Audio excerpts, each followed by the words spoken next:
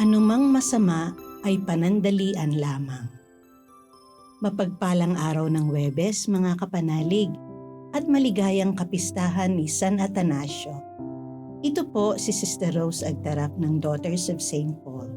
Pagnilayan natin ang mabuting balita ngayon.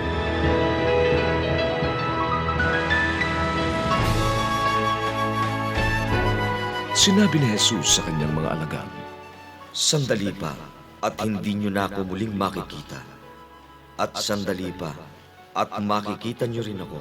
at sinabi ng kanyang mga alagad sa isa't isa, Ano ba tong sinasabi niya sa atin?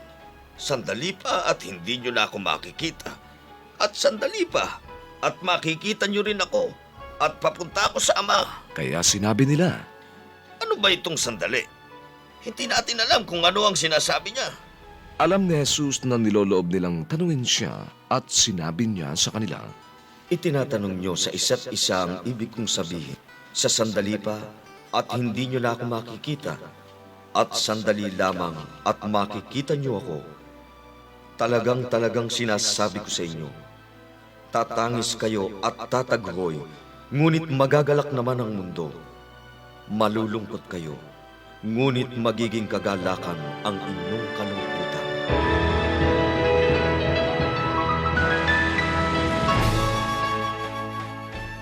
Sinabi ni Jesus sa kanyang mga disipulo, Kaunting panahon na lamang at di nyo ako makikita at pagkaraan ng kaunting panahon ay makikita nyo ako muli.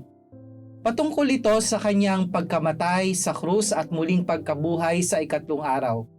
Dahil sa ating mga kasalanan, kailangang mamatay ni Jesus sa krus at makaramdam ng pagkabigo ang kanyang mga disipulo.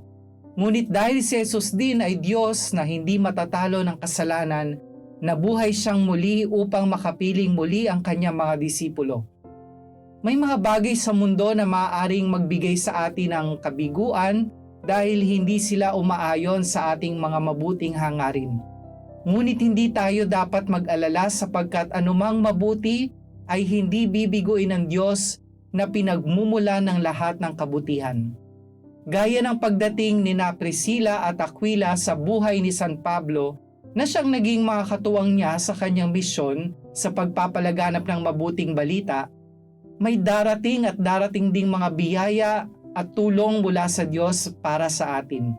Harapin natin ang anumang mga pagsubok na dumarating sa ating buhay nang may pag-asang magmumula sa Diyos. Anumang masamay panandalian lamang at anumang mabuti di matitinag ng anumang kasamaan. Manalangin tayo. Ama naming Diyos, Ikaw lamang ang aking pag-asa. Patatagin mo kami sa gitna ng mga pagsubok namin sa buhay. Amen. Mga kapanalig, support our Paulines mission. Subscribe, like, and follow Paulines on our social media accounts. Help us continue our ministry and send your donations through our donations channels. Send us your prayers and intentions and be assured na kasama po kayo sa aming panalangin sa araw-araw. Ito pong muli si Sister Rose ng Daughters of St. Paul na nagpapasalamat at nagpapaalala ng sinabi ni Mother Teresa ng Calcutta.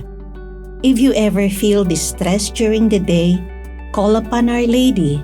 Just say, Mary, Mother of Jesus, please be a mother to me now.